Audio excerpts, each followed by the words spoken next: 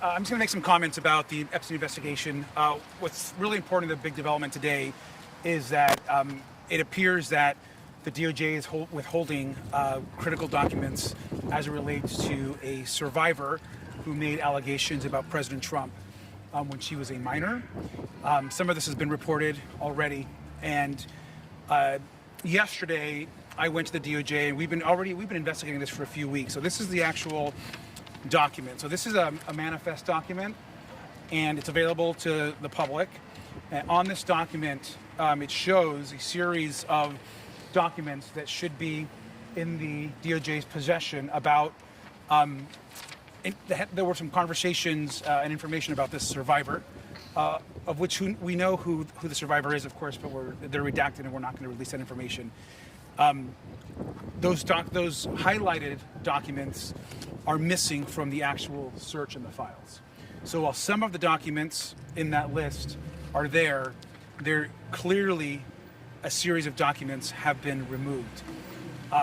And we understand, and it's been confirmed, that those documents that have been removed likely pertain to some allegations that the survivor made about President Trump. And so what's important now is that the DOJ explain to us why were those documents removed, what those documents actually say, and why they're covering this up. And so that right now is our big concern, and we're opening a parallel investigation to this right now.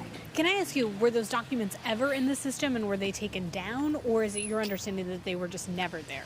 So this document itself, from what I understand, Andrew, was put up, taken down, and this document itself is now back up. This manifest document, but the documents that are listed that should be included, which are referenced in other documents, are not in the files. And I confirmed this yesterday because we've been talking to some additional folks, and there's been some reporting about it. So I wanted to go in and just double check it myself. So you went to the DOJ, you're saying? I went to the DOJ file search room yesterday to look for these documents that are in the manifest document, and they should be in there, and they're not there. These documents relate to a survivor that has made serious allegations about the president. So you're saying they weren't even in the unredacted available files that only members of Congress can see? Correct. What should be available are files, whether redacted or unredacted, they should be available to us. And that's part not just of the Transparency Act, but the oversight subpoena that was put in place over the summer. We need to see those documents, and I think another important question is, why are those documents not made available to Congress? And I think that's a question of the DOJ that needs to get answered. What recourse can Congress take, if any, in light of these revelations? Well, I think right now we're reviewing that. We're going to be communicating. We've been communicating with the DOJ. We need an explanation as to why these documents have not been released. They have said, they put out a statement today, I believe, to another news outlet saying, well, they took the documents down and they put them back up. That's correct, but they're talking about the manifest documents that they put up and removed. The documents that are listed, that are a list of the documents, are gone. Some of the documents are there. The ones that are highlighted that I just showed you, those are missing. It's been almost 6 months, I think, since you guys have gotten anything from the DOJ on that subpoena. What conversations have you had with Chairman Comer about enforcing that, or about actions that the committee can take? We've had conversations, but I think they're refusing. I mean, they're slow walking all of it. I mean, we couldn't even get Republicans to show up at the Les Wexner subpoena deposition. So I think we're trying our very best to get them to act. But our investigation moves forward regardless of whether Republicans want to be engaged in it or not. So are you in contact with the survivor then? Do you know who the survivor is? I have seen the unredacted name. I know who the survivor is. That's all I'll say. Can you specify whether the committee has talked to her? I'm not going to specify that. Is Chairman Comer aware of this? What has he said? I believe that we have informed. I believe that the majority is aware that there are documents now missing. As far as what the response is going to be, I think is. We're going to wait to see. But we need to see these documents. And I mean, this is, in my opinion, I mean, look, we have to find out what's going on, but there is definitely, in my opinion, evidence of a cover-up happening. Why are these documents missing? These documents, I personally saw. I know who the survivor is. The name is redacted in the manifest document, and there are documents missing from the same survivor that appear to be interviews or conversations. Again, appear to be with the FBI. that the FBI clearly investigated, and now those documents are gone. Was your impression that the survivor was a minor at the time of this incident? It is our impression from other documents that the survivor was a minor at the time. But again, that survivor's identity has not been released, and I want to make sure I'm also very clear that all of this right now, I'm saying this, this is all what appears to be happening. And so I just think it's very clear. The evidence is pointing to these documents are missing. It's a survivor who has made serious allegations of the president, and that needs to be investigated. And at a minimum, why aren't those documents there? I think that's a question that the media need to be also asking the DOJ.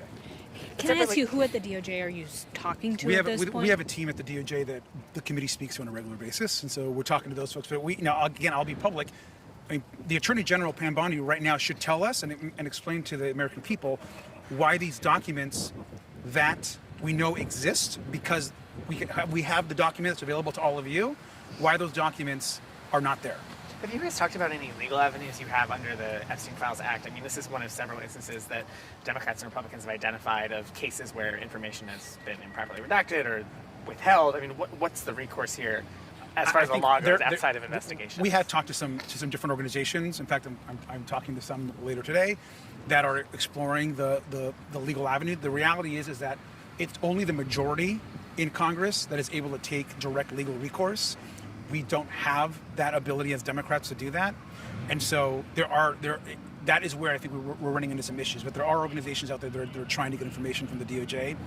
But I think if they believe in transparency, they should release these documents. I think that's the most important thing. You can't have someone make a serious allegation against the president, include some of those documents that you list, but then withhold the others. Right now, we just need an explanation why those documents are not available to us. And what are you hoping to hear from President Clinton and Secretary Clinton this week?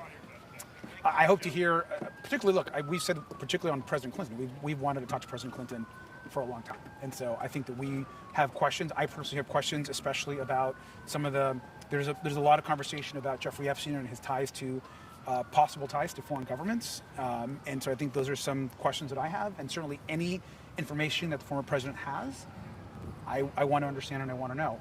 I think also more broadly, I think a broader question at this moment is the immense failure that administrations, both Republican and Democrats and Republicans both, administrations of both, have failed survivors in not getting more information out to the public. And why is it that we continue to protect the most powerful men, whether it was right now in the Donald Trump administration and the cover-up, or why, for example, and I've had questions for Merrick Garland, the former AG under President Biden. Why wasn't more information put out to the public? Why not focus on justice for the survivors?